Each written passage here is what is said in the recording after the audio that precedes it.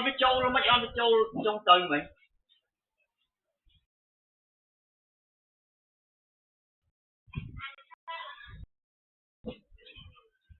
anh không đất bên kia này rồi trâu lan rồi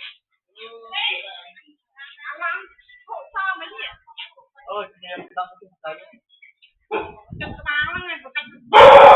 trâu nó ăn trâu cái nào